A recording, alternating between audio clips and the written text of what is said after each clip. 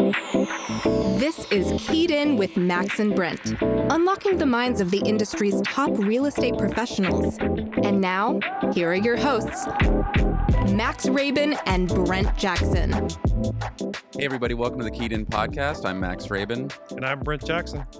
Okay, so today we have two agents I've known a long time. We have Christie-Anne Weiss and Christopher Ritzert. That's the Ritzert Weiss Partners from TTR Sotheby's International Realty. I just want to set the stage here. These are two of the most experienced agents in our local market. They sell pretty much only in the high end. Their average sale price, I was just double checking, is plus of $2 million. To maintain an average sales price of plus $2 million, you have to sell a lot of stuff way over $2 million, right? Correct. No studios in there. Yeah, well, maybe there's a studio. You don't. They might.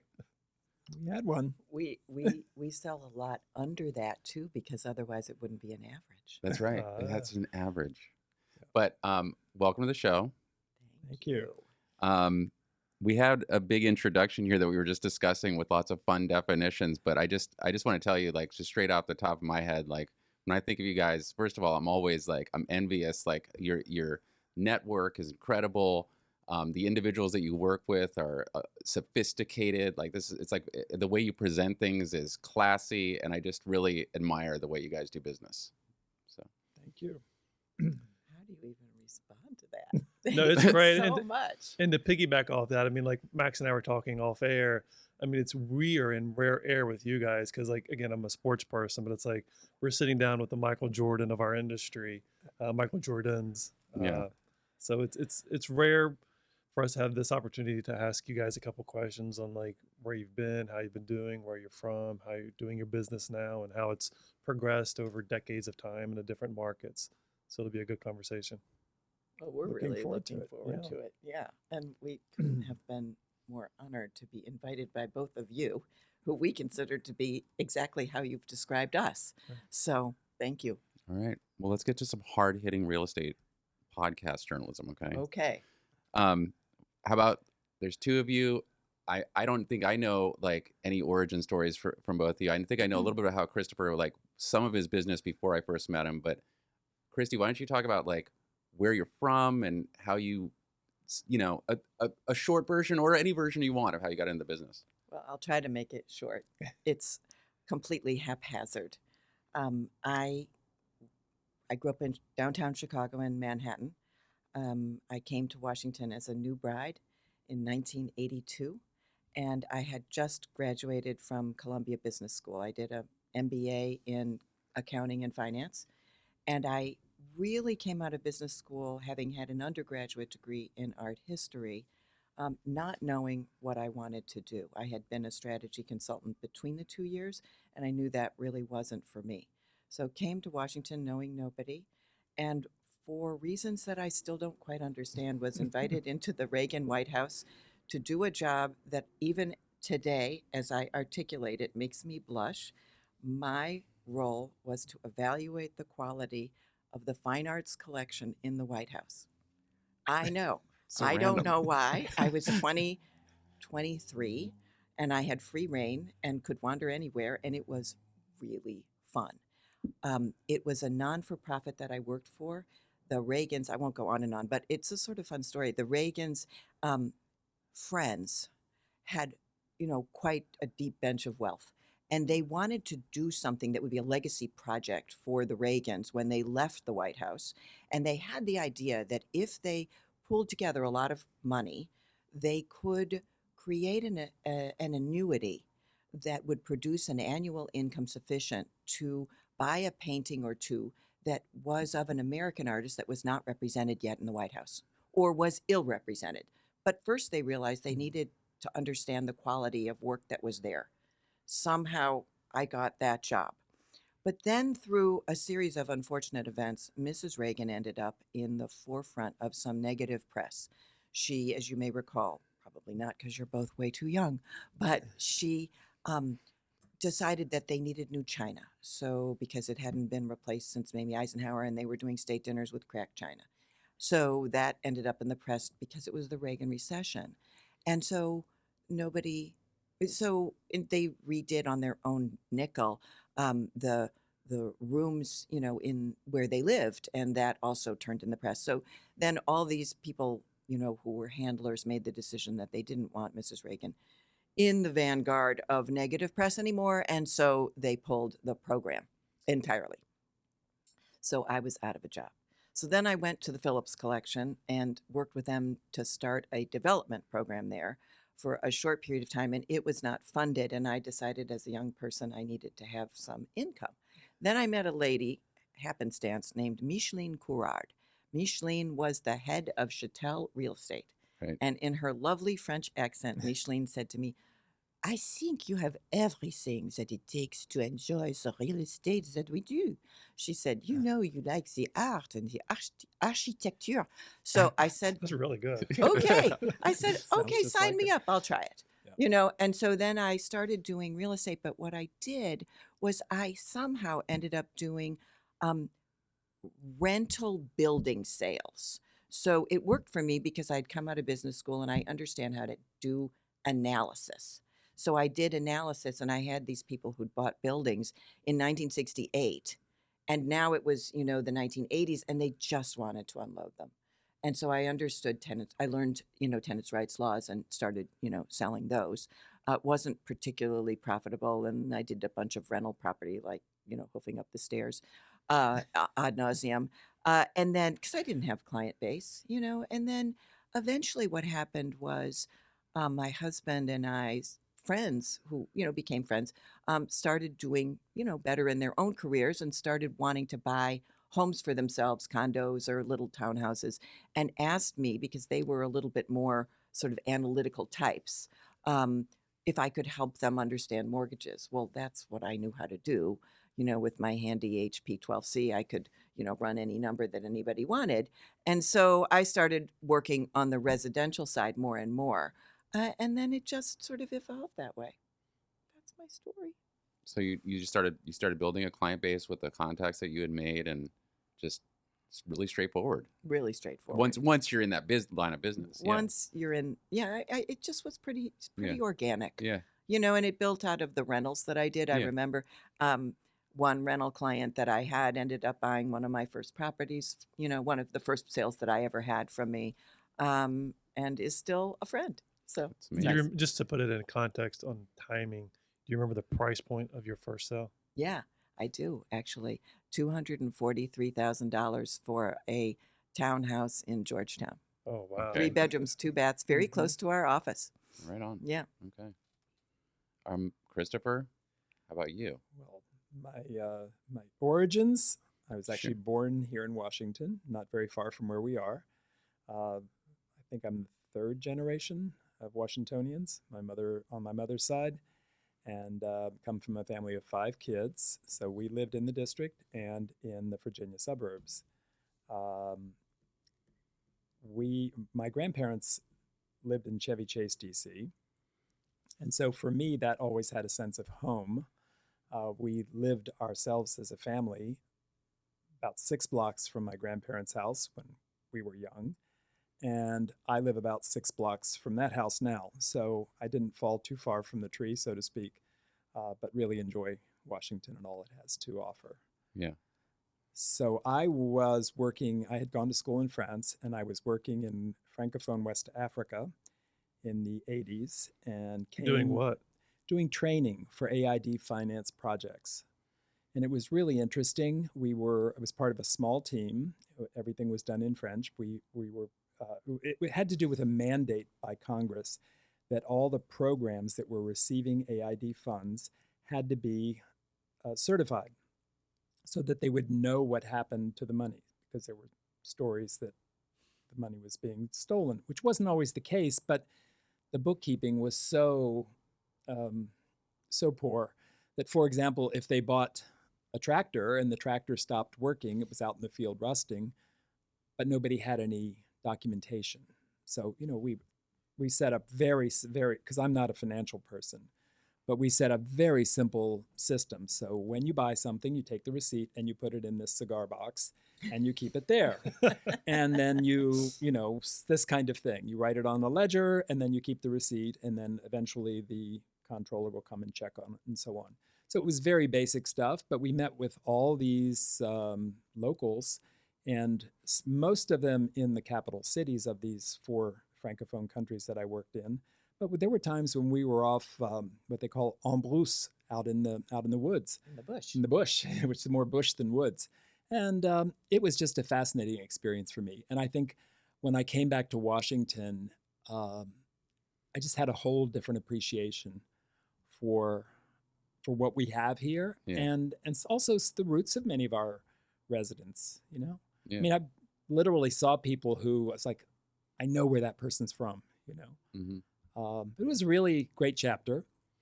I learned a lot during that time, and one of the things that I learned was that I'm a homebody, and I really didn't want to be part of a dog and pony show that would constantly be on the road for years, or I would have the opportunity perhaps to have a job in one of these little capital cities, which meant as a single person going over there and having a little villa with a guardian at night and not much of a life. You know, it's pretty small town for sure, all those. So I decided that I would try something else. I'd always had an interest in real estate, and I thought, well, what better time than to try it now, get this out of my system, I'll give it 2 years, and then I'll really know by then what I want to do when I grow up. What year is this? This was in 1985. 85, okay. And yet here we are. And here we are. Right. Have you grown up yet? Not quite. Not quite. I'm still working on that.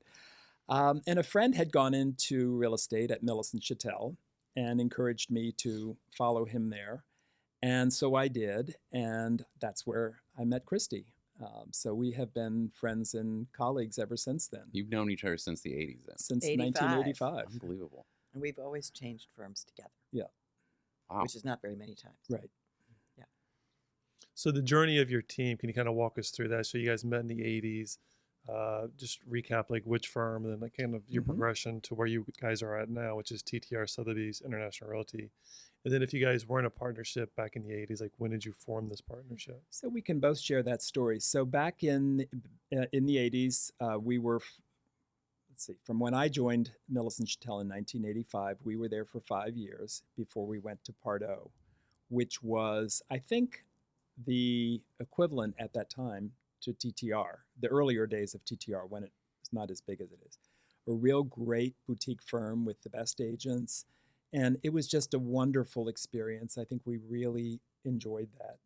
And after its founder died, Sam Pardo, the company had some changes, of course, and changes of ownership, and was eventually sold and became Coldwell Banker. And actually did have a brief, not so shining moment as Pardo ERA. ERA, I remember right? that label, But that didn't yeah. last very long because it was just not a known commodity here in Washington. So we were there, and I think really enjoyed that. We stayed on when it became Coldwell Banker. And we still were not working together all the time, but if Christie needed help, for example, because she had a family by this point, or had a trip planned or something like that, I could stand in and do what needed to be done. So I'll let her fill in the next chapter. So I took effectively a leave of absence from full-time work to have 4 children, and I was really privileged to do that. And so I came back to work full-time in 2010. Okay. I think I would say I left full-time work in 1991 and came back in 2010. And then had been full-time at Caldwell until March of 2012, so a year and a half just about. And the wonderful general manager of the office of Caldwell, who had been so supportive to me during those years, and, you know, always provided me with, you know, office support when I did do a deal, you know, and I had easy partnership with Christopher. But still, you know, they were just so forthcoming that I really wanted to pay it forward when I came back. And so stayed put. But in March of 2012, when he decided to retire, I'd been back for a year and a half, as I said. And Christopher and I had just, you know, continued to be good friends. And the phone started ringing for both of us, because whenever there's change, there's opportunity. And I think, Christopher certainly was so well known in the community, and I was starting to be, known also, for doing good deals, and so hopefully, bringing I don't know, happiness, to the industry. And so we both were getting calls, and we kind of looked at each other and said, okay, let's move together. How Right. about if we, join forces and start a partnership? And so we decided to move to TTR Sotheby's International Realty together after interviewing with other firms, Sure. and absolutely have never looked back. Right. It's been a fantastic been- partnership, and absolutely a joyous Really good partnership fit for, with the company. Really Yeah. good fit for us. I would say that makes sense. I mean, not knowing a lot of the details myself until we just had this chat right here, that when I first remember meeting Christopher, you were working on sales at the Ritz-Carlton in West That's End, DC. correct. Yeah. But I don't remember meeting you until later than that. Yeah. So that's She why. was Yeah. she was busy with 4 children for sure. Yeah. Great kids. Yeah. So did Coldwell Banker have the listings at the Ritz-Carlton? or- No, they did not. So what happened there was I was working alone, super busy, and I think being successful. And I remember one particular day I had 5 settlements lined up for a Friday afternoon or Friday, and actually had to pre-schedule all the walkthroughs, a couple days ahead of time, because there was just no way all this could happen in one day. And then my phone rings, and it was someone who was representing Millennium Partners from New York City, the developer of the Ritz-Carlton property here on 23rd Street. And he said, I'd like to talk to you. Can we meet tonight? And I said, no, I've got opera tickets tonight, so that doesn't work. But we met the next morning for breakfast, and he laid out that they needed another licensed agent there. I love that answer, though. It's like, I have opera tickets. That's always the correct answer. And it was true. You know? It was actually true in this case. This is how we get to the level. But it You was- see? Well, I don't know about that, but it's it's one of the many things I love is music. But Yeah. that's a totally different topic. But we had a conversation, and he reported back to the powers that be in New York, and then things sort of rolled on from there. And they hired me to be an agent, and that really came about because old friends and colleagues from Pardo had gone there and started that project. And one of them was having health issues and not able to do full time. So they brought me on. And eventually I became the principal broker for Millennium, and then did the sales at 23rd Street as well as the Georgetown location when it opened. And I will tell you that after all the years I'd already been doing traditional brokerage, the opportunity to go to one place and park my car in the garage and eat in the cafeteria and work 5 days a week and not have to give out my mobile number to anybody, it was like a working vacation. Yeah. It was a totally different pace than what I was used to. What were your hours? I worked from 10 until 6, 10 to 6. Tuesday through Saturday. And my partner there, B. Fackler, who's a legend in Washington real estate and now retired, wanted to work one day different. She wanted to work, I think, maybe I'm wrong on that. I think I worked Monday through Friday, and she wanted to work Saturday because we were only open half day. Okay. And then we were closed Sunday. But we had a receptionist and, staff and so on. So it was a real change of pace for me.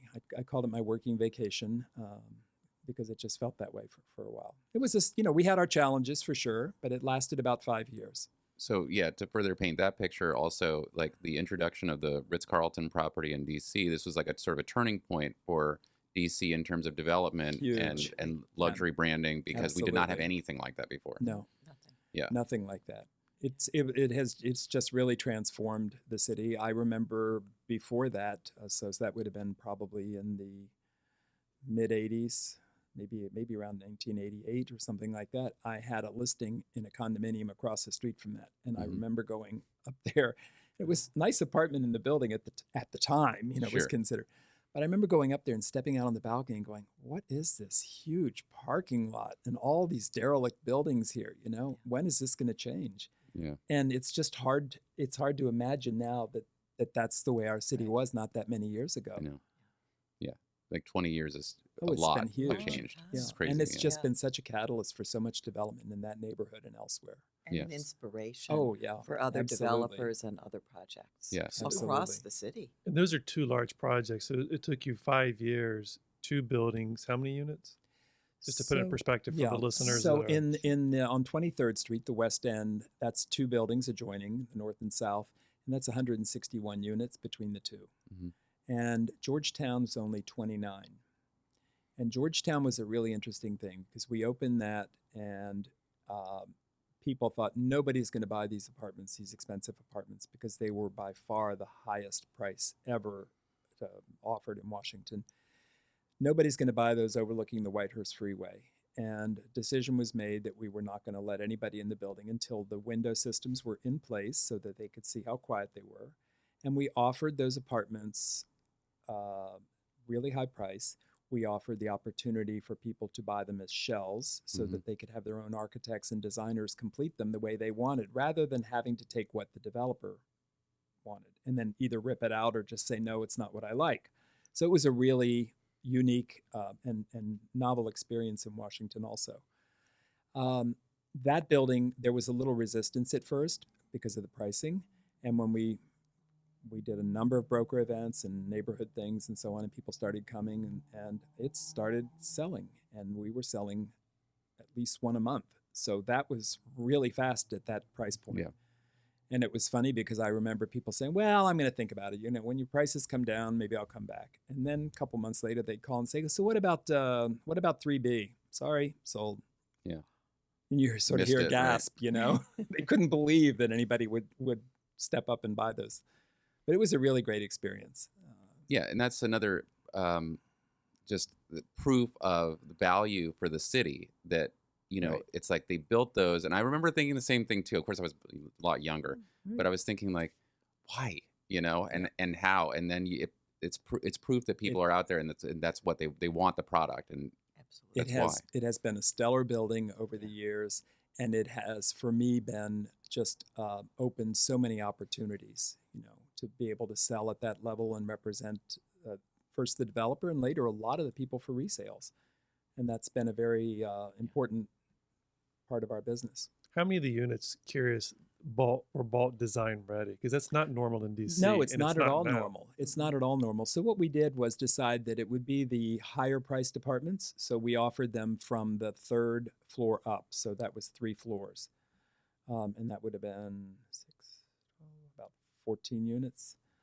And those were the ones that most of the people did design. Okay. Designer ready, we called it, meaning concrete floors and a throwaway toilet and sink just to get a certificate of occupancy.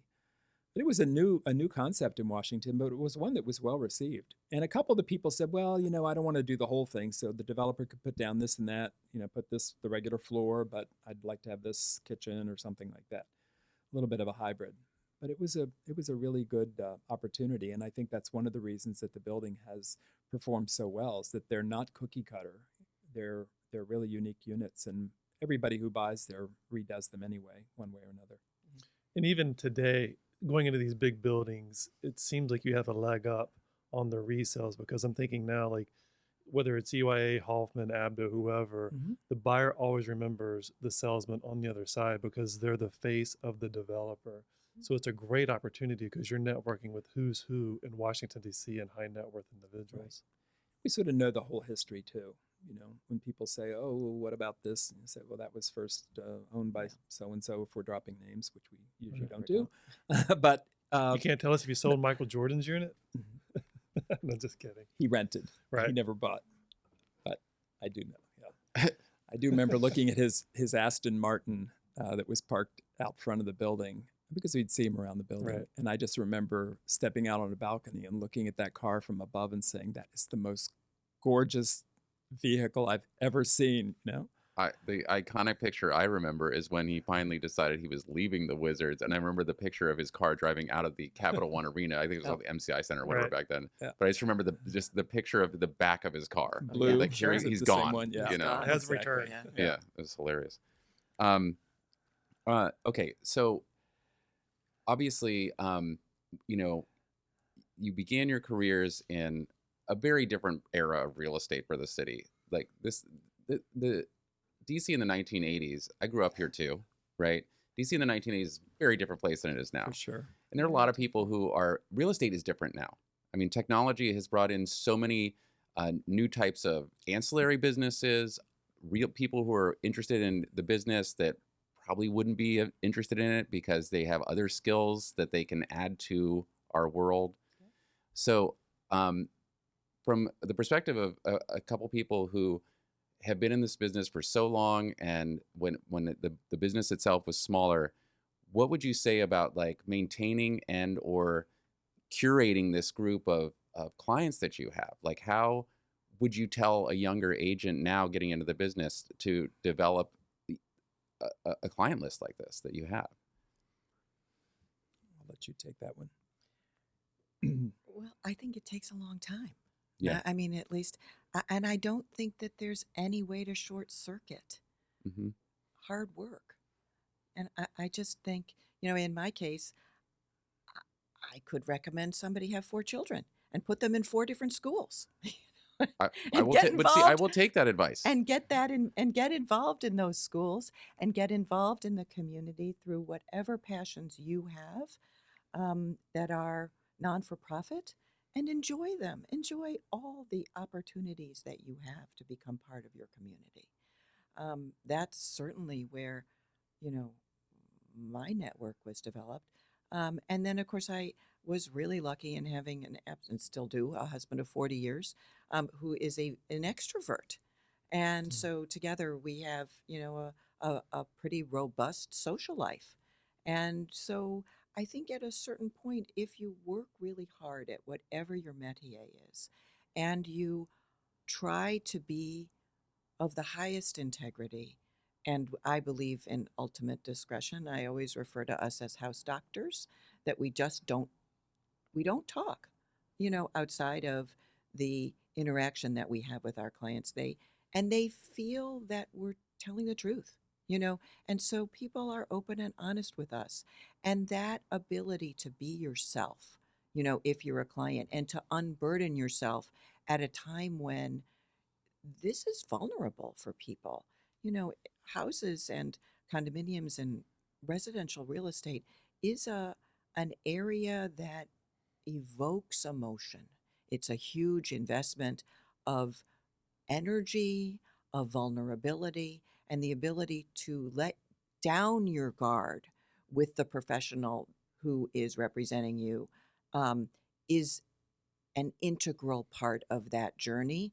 And so, in terms of, it has nothing to do with building your network, but in a way it does, Mm-hmm. because becoming invested in community with real heart and being your authentic self in whatever you do usually does come back with some reward, you know, and if the reward is relationships with people, then that's what matters in real estate, you know, is real relationships, and that hope to help people, and that people respond to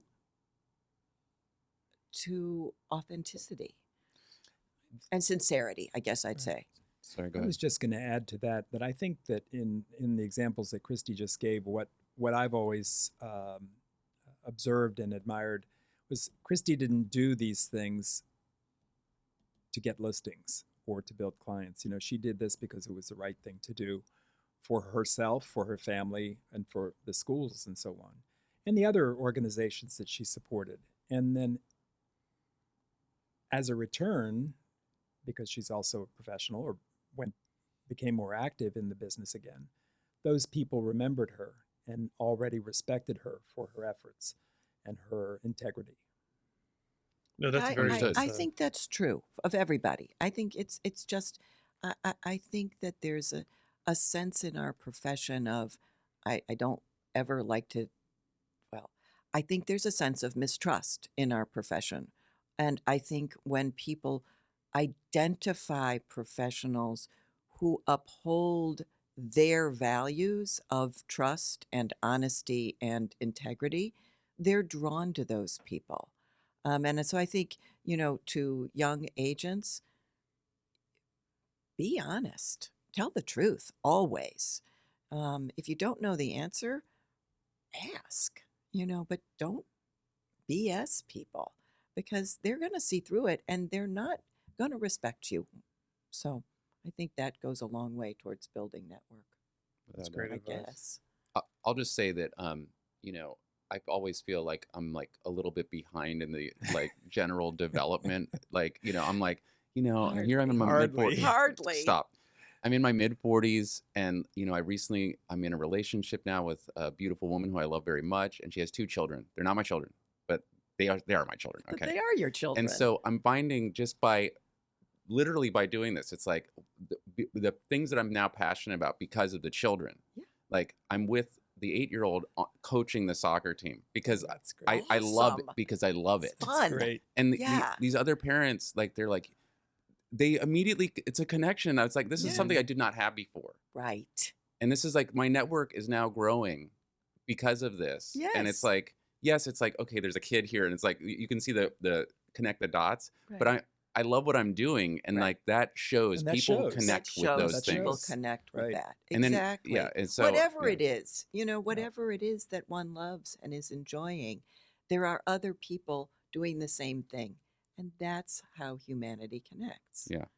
That's smart. I mean, one thing I always tell our team, and you're both are saying this, but it's like you lead with your heart, something you're passionate about. Absolutely. And then once you do it, take a leadership role. Like you mentioned, you're a coach and you're on all these boards. So you get involved, you take a leadership role, and ultimately it's going to come back to you, but you're not doing it for that reason to get that No. big listing. And I think you also, one of the things that I've really enjoyed about being on boards or, being in the PTA or, I've never coached a sport, but I think it's a similar kind of skill set. I always like encouraging other people to step forward, Yeah. Mhm. including people in all of this, helping Get kids involved. include one another, trying to lay that playing field so that it's one of positive engagement. And I think that also people respond to that. Yeah. One thing I notice when I visit your listings, when I'm fortunate enough to have a client to show one of your listings to, if you're there personally showing it, you guys seem to know your clients really well. Whether they're there or not at an appointment, I'm just saying, you always seem to know what their passion is and what they enjoyed. You speak of that during the appointments like so freely. And so there's clearly like a solid connection with a lot of the people you work with. Yeah, and usually their houses reflect that, Yeah, that's right. where they'll have a beautiful garden or their interiors are beautiful because they have a passion for French architecture or whatever it might be, or books or art, whatever it might be. Mhm. But it comes through. Quick question here. You guys have a huge network of people. You've been doing it for a long time. Do you guys have a database that you manifest over time, a CRM that you're working on, Excel spreadsheet? Like, how do you keep in touch with all of your people? That's such a good question. Well, it sort of goes back to the technology question, which I Well, think we do. We do. Yeah, And of course we do, basic things like, a monthly newsletter that Okay. on this, Yeah, I'm it's perfectly ours. happy Yeah. to share, right? It's ours, right? We take the platform that TTR Sotheby's International Real Estate offers every month, and then we make it our own. Mhm. And so, that's a pretty big network. We have a wonderful, wonderful social media professional who works with us and pushes a lot of things out. Now, that doesn't answer your question about, our database, but it does in that we're very proactive about making sure that folks, who are in our network are You're in touch. also Right. part of that.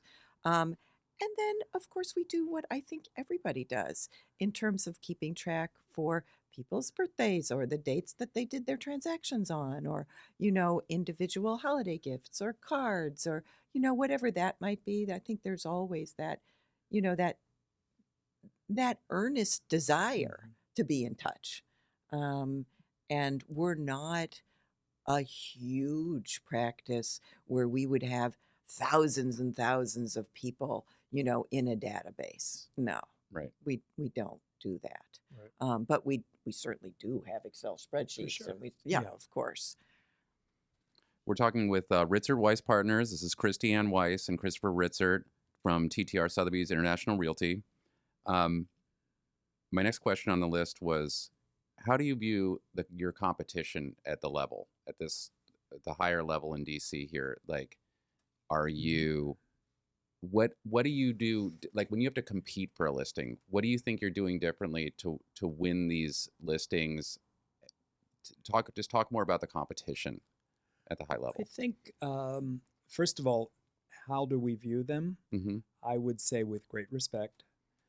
We have worked with many of the top brokers, competed with them for listings or buyers in some cases. We don't always know, but we know that they're out there. And I think that they have made us up our game, frankly, because sure. there's some really good people out there. And we know that they're on top of theirs, and we need to best them if we're going to be able to bring in the deal, basically. But I think we can only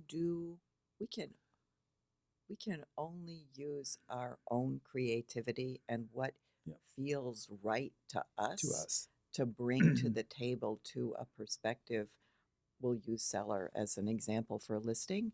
I can't be another agent, neither can Christopher. So to a certain extent, we bring what we do for our sellers to the table. We bring also certain creative ideas for whatever that property might be. And then ultimately, the seller's going to pick, right? Sure. And so we're going to bring our best selves and our best professional bag of, offerings, if you will, as well as offerings that are honed, of course, to that property. And at the end of the day, sometimes we win and sometimes we don't, I think a big part of what we bring and is essentially what Christie said was, we want to be genuine and true to ourselves, who we are. We're not trying to make ourselves clones of some other team or some other Right. individual. This is who we are. This is our track record. The reasons why we think we're the best person for that. And there's sometimes when Well, and sometimes, You don't- It doesn't- yeah. it doesn't It's not- work. Right. doesn't I mean, work. we had a listing a couple of years ago that we were invited to compete on. And I think they interviewed 6 agents, which is a lot. It's a lot.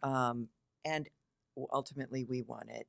And we're so pleased to have won because we both really loved the gardens and felt that the renovation was masterful.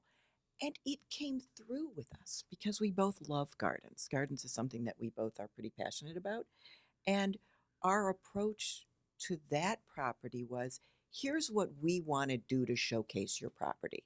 And we, made sure that we talked to them about, getting a schedule of all the shrubs and perennials and specimen trees that were on the property, doing an individual website that showcased, what they had done, the history of that property. And it was just so genuine for both of us that I think they said, okay, we'll give it to you, That sounds really impressive, That's awesome. though. Right. Yeah. it was and just a magical property. Oh, yeah, and the the ultimate- market recognized right. that, and grabbed it. So Mhm. that was also very validating. But I think when you really love something, don't be afraid to show a seller that you really love the property. Yeah. I mean, I think certain times, and I think maybe this is only because I'm older now and have that sort of level of confidence in my work, but I used to sort of think, oh gosh, I better be, really professional and careful Reserved. and reserved. And I just don't do that anymore. If I really love something, I'm going to let them know, whatever it is. I think it's important that you bring yourself. So on the other side of that equation, because your connections are so deep and they've I'm sure there's longevity there. Do you find yourself competing in a lot of listings, or it's because the connection's so deep? It's like, we're just interviewing you guys. We do want you to come in for a formal interview, but you guys go in and you do it, and then there's nobody else that comes in after you. Oh. Well, I think that happens in some cases. Okay, But so some usually in cases. those cases, they're Yeah. not going to set it up that way. right, I mean, I think they, will just say, it's yours. we'd like to Right. have you list Right. for us. Yeah. Yeah. But I We think in the certainly compete. cases Yeah. that when we definitely compete. And So more so you're competing versus, here's our listing because you guys are such great friends. not I usually think, friends. I think it's usually, yeah. usually I think what happens is if it's viewed as here's the listing, it's usually because they have previous experience with With you us guys. Yeah, Right. that's and right. success. Yeah. And so they know they don't have to go interview other people. They know that we'll be straight with them and tell them what their property, what the market thinks their property's worth, how best to showcase their property, and so on. And Or there's sometimes I'm going to interrupt you. No. Or sometimes, which has happened just recently, and I think this also is so logical. A good friend of that person has referred us. Sure. Mhm. Whom they trust, Right. Right. and then they just call us and they Right. just say And so and that's it. so. Right. Said you did a great job for them, and could you, list our property? And they're usually that kind of person. Mhm. Really values their trust in their friends. Yeah. And so then, we're so excited because we don't have to compete. Right.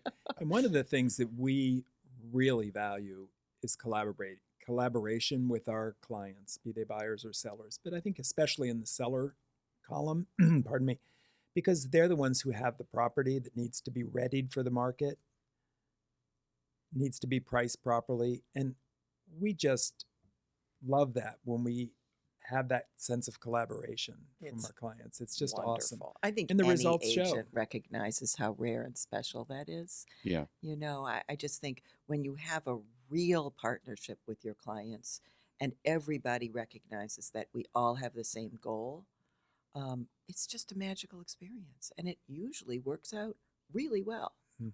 Yeah. I mean, when I walk into an appointment with Jonathan Taylor for a higher end listing, we often find that our reputation precedes us, right? Right. Sure. But certainly people with a property that will have a lot of value in our current market, Mhm. they will interview other people, Uh-huh. and you never always too sure of yourself, Never. right? But I will say that I love what you said about just you can allow yourself to be yourself. Yeah.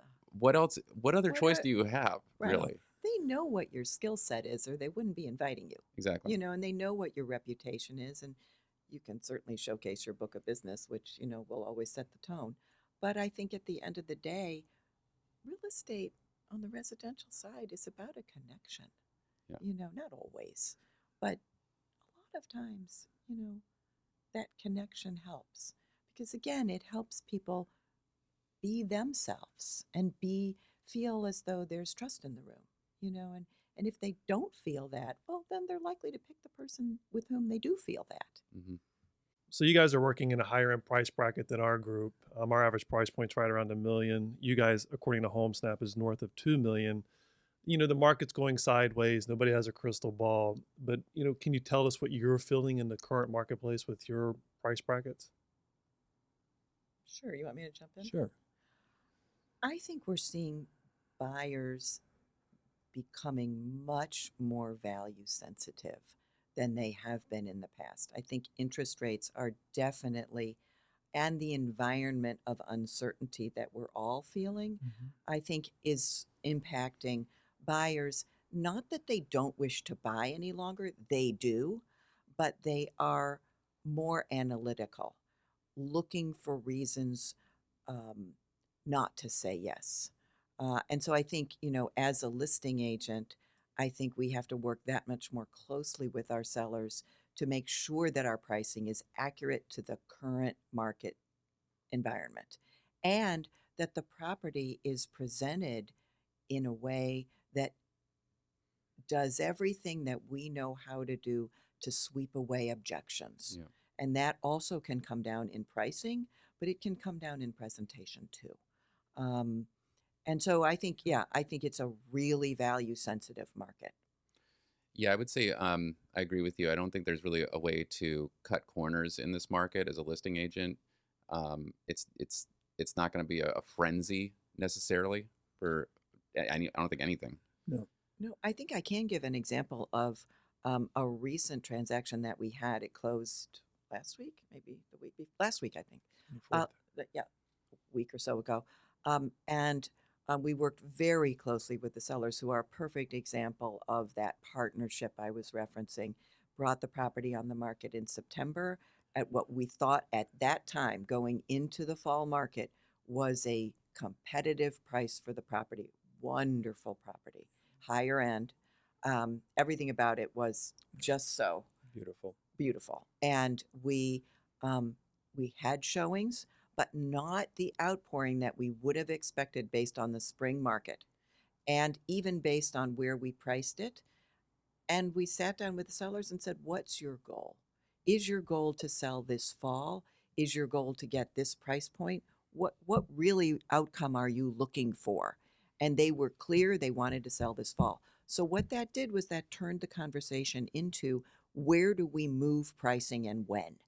And we moved pricing right away after about 2 weeks, maybe 3, on the market in September, end of September. And then we had the conversation together, really collaboratively, about where should that price be? Should we, move it down 100,000, 200,000, 500,000? And at every price point, they said, we don't think that's enough to generate the interest that will get this property sold right away. And I mean, this was a beautiful house with a superb lot in an outstanding neighborhood. Very desirable, sought after, everything. And so we ended up taking the price down significantly and had 3 offers. So when you say Sold. significantly, like 500. 500, what percentage is that of 10. 10%? 10% Okay. price cut. And took it down, 3 offers, sold for over the ask. Even at not a lot over the ask, with but perfect outstanding terms. terms. Perfect terms. Sold in, I think it closed in 3 Well, like 3 weeks, weeks, post-settlement yeah. occupancy, Congratulations. all Yeah. those things. And so I just no think, inspection. Yeah, Just just done. right. So on the other side of that, working with buyers, do you find that buyers on the upper brackets, 1%, whatever you want to call it, do you find them being price sensitive with their rate? They're all cash, they could care less, or seasoned buyers? And Oh no, they care. They really care. They really care. Yeah, because they know that. Right. They know the economics better than Right. anybody. It's from- They're Yeah. they're people who have either made their wealth or they certainly want to hold it, and nobody wants to be foolish. Yeah, you answered my next question. I'm always interested. What are these conversations like with the highest net worth individuals? And the answer is similar. Very Similar. similar. Very No one really similar. likes that feeling of being No. squeezed, No, right? but I think, and I don't want to take this No. from, but I do think that one of the things that hasn't really changed is inventory. So I think in the upper brackets, there's not a lot, right? And, people who can do what they wish when they want have also usually a perspective on what it is they'd like to have. Whether it's not doing any work, right, which is more and more and more what I think we're seeing in all levels, All price all points, price yeah. points, or a certain style or a certain interior or a certain, architectural style that they wish or they don't wish to have. And we have very limited inventory. Very. Yeah. So that's where, again, I I think think we're right now that's an education for really some of the hard. buyers. yeah, that especially if- people coming here right. from out of town. Right. If you want a certain neighborhood and certain characteristics in that house, you're going to have to do work. I mean, people don't typically buy houses in these neighborhoods and then turn them around in a year, decide to sell. So they're not all fresh renovations, and you're going to have to expect to do some things to get the right property in the right location. Or you're really going to that's- pay a premium or for you're a really new gonna pay a property. Extreme New, premium, yeah. Right. big premium for a new property. But right now, it's you have to really shake the trees to try to find some of those. Right, Yeah. and that's because Yeah. they're selling so fast. Yep. New property certainly is selling Right. fast. No, we know that you guys are extremely respectful of your clients' privacy, as are we. But course you are. I get this question a lot. I post a lot of stuff on TikTok, Instagram, and I get questions a lot when I post a very, something that may seem extravagant, stuff that we see a lot in our market all the time here, because we're just like, this is 1.5, this is 2.5, people are like, what do people do who are buying these properties? And I give just very general answers, like, this person's an attorney, this person, is an entrepreneur. What are some of, like, the higher net worth clients, like, where did this money come from in DC? Can you, like, offer us any thoughts on, like, some of your top clients and where the money's from? Well, I think that we generally, of course, avoid giving any details of our clients' lives and so on. But having said that, I think that there's been an enormous growth in wealth in Washington over the years. I mean, talk about when the Ritz-Carlton started, for example. It's a different world. And with the tech industry that has located to this area, it's just so much wealthier than it was. Don't know if I'm answering your question directly, but I think that, there are a lot of wealthy people, and when there are clients, we tend not to give a lot of information. Sometimes people know who they are, but Sure. Well, I think philanthropists, Yeah. we have philanthropists that we work with, just the same as everybody else, because the fields are the same, whether it's finance, whether it's, law, whether it's government relations, in Washington. entrepreneurs. Everybody works in all these different fields, and then it's just a question of, who invites us to help them. Yeah, I think that right. There's no mystery, I guess, to people in our industry. When you start working with wealthier clients, you can easily see that there is a lot of wealth in the city. Yes. Right. And I think that's one of the things that Amazon did for this city. And I think of it in a slightly different way, because their C-suite certainly hasn't come here. At least I haven't heard about that. But what they've done is legitimize the DC region for other major companies or new companies to come and Sure. build their businesses here, because we have a brain trust and a talent bench that's very deep. Right. And so I think that's helped spur growth in the last few years in a way that I don't think other things have. Sports too. We've had an enormous growth in sports. And I think that's also drawn wealth to this city, which is fun. It is fun. Yeah. Do you guys go to Virginia? Do you sell in Virginia? Oh, sure. Oh, for sure. yes. We To go see, everywhere. it's like 2 and above, DC and Maryland, but I didn't know about Virginia. Yes, we've sold a lot. lot in Virginia. And I also sell in the Hunt Country. Mhm. Yeah. Yes. Virginia. We're very active in Yeah, Virginia. we're very active in Virginia. Hmm. Christie Weiss and Christopher Ritzert, we really appreciate you guys coming out today and sharing stories with us. And this is one of those conversations where I like it because, like, now I just know you better. That's right. It's like we see each other a lot, and we, do we really, how Right. well do you even, we just I have these know. conversations. It's like, En passant. right? Yeah, it's always Yeah. it's How very about some funny. tomatoes? Yeah, Russet yeah, tomato. Russet. totally. So okay, what we usually do to wrap up is Brent's going to hit you with some rapid fire questions. These are easy ones, I I hope think. so. Right. Yes, Better they be. should be easy. Okay. And yet, on my side, it's been a pleasure. I think of you guys top echelon. I always Oh, think thank you. regal, Nice. like regal real estate legacy. I gosh. mean, it's amazing. Oh, And I know we've so shared nice. sometimes at G&E's global networking event. Right. So it's been a pleasure Well, chatting we with you did a guys. deal this spring. Yes, and that was an Yeah. amazing experience. I was mean, it really was good. so smooth. Good deal. It was a great deal. I Great. think we've You done brought a us a couple. great buyer. It Yes. was wonderful. So thank you for that. Well, thank you. 5 easy questions here. Oh, dear. What are you currently reading, or do you recommend our listeners to read? So I finished a book that I love recommending to people. It's called This Is Happiness. I think it's by Niall Williams. It's an Irish tale, and it's really about what it means to have a mentor and find family and home.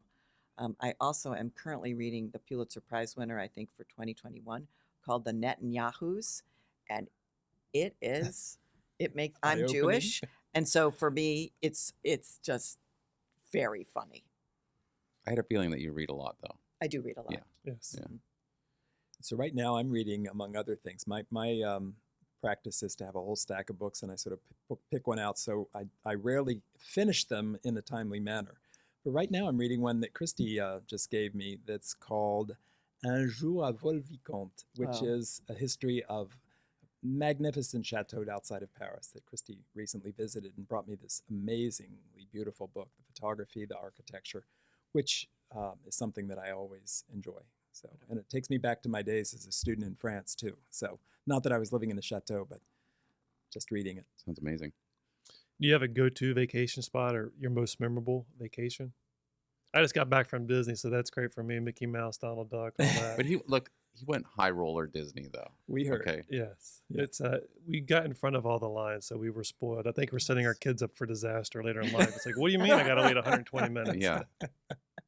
So I love vacationing in Europe, in France and Spain, and there are many more places I'm planning on visiting and discovering. One of my favorite podcast hosts always says, like, America is a great place to make money and Europe is the best place to spend it.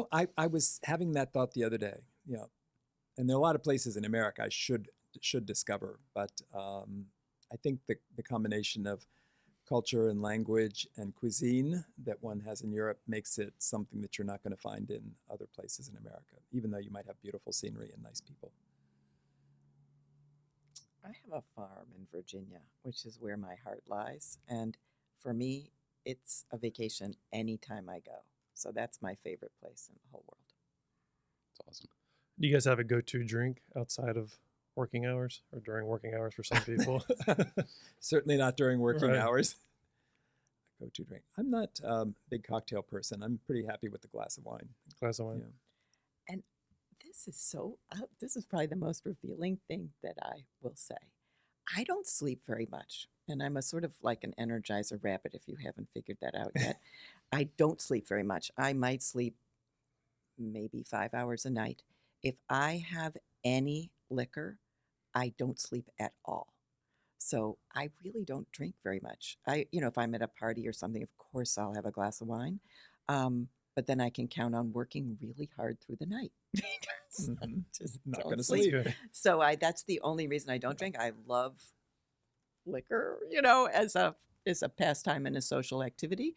But otherwise, can't You do drink it. coffee though? I do. So wait, then that's really going to make it hard to sleep. No, because No, but not I in the mean, evening. Okay, all right. I make coffee when I get up in the morning. There you go. And I have one very, very strong cup of coffee, and that's it. enough Yeah. for the day. For the day.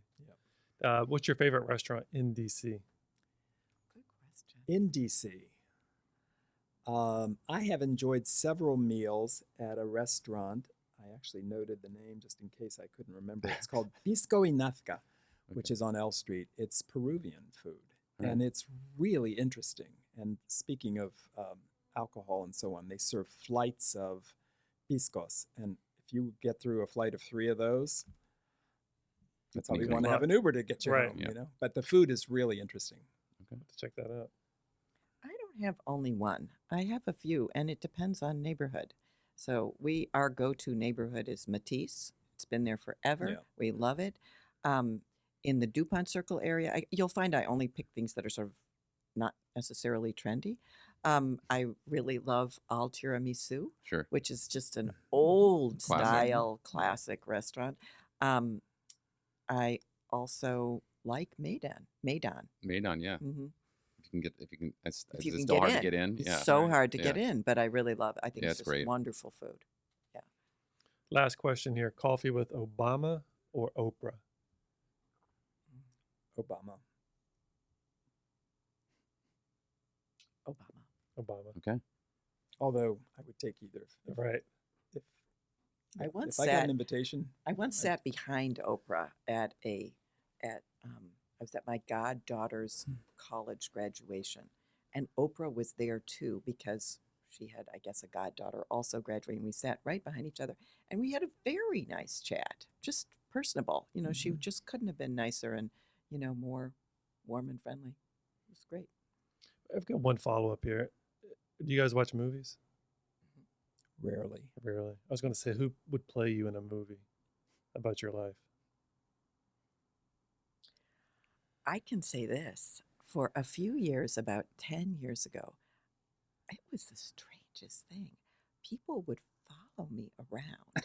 I had this interaction and think that I was Laura Linney, and which was, I mean, an incredible compliment, but it was very strange. I can see a little and I Laura Linney really I really admire her work as an actress. So, sure, I'd love Cate Blanchett, but Laura Linney, it was the weirdest thing. All right, we'll get Laura for that part. I don't know much about movies and so on, but I think in the past anyway, people have told me that I think it was Anthony Hopkins that I remind them of for something physical. I don't really know. I'd have to look up a picture of him to see if that's maybe something like that. But I can see a little bit. Maybe Robert Redford. Robert Redford. Oh, wow. That's a good one. Yeah, You'll take it. I'm much taller, however. All right, Christopher and Christie-Anne, thanks again for coming out. Really enjoyed this hour. Thank you for your time too. Really. Thank you. It's Thank been a you. great Thank you pleasure. for having us. It's been a lot of really fun. nice. We always make a donation to the charity of our guest's choice. Oh, There's nice. two of you. It could be one, it could be two. But do you have any charity you want to give a shout out to? We support a lot of them. I do. I'm on the board of Yeah. Teach for America, and I will shout out to them every time. Yeah, they're great. Teach for America. Teach for America. DC region. Yeah, DC region. You have to say DC region. DC region. And Mark Loam, the CEO of, I don't even know if we're, is the current board chair. All righty. Thank you again. Thank you. Thank you. Thanks for listening to Keyed In with your hosts, Max and Brent, unlocking the minds of the industry's top real estate professionals. For more information on selling your home, find us online at KeyedInPodcast.com. Remember to subscribe to Keyed In on Apple Podcasts or wherever you like to listen to podcasts. Follow us on Instagram at Keyed In Podcast, at Rabin Max, and at Brent E. Jackson. And follow Max on TikTok at MaxwellRabin_properties.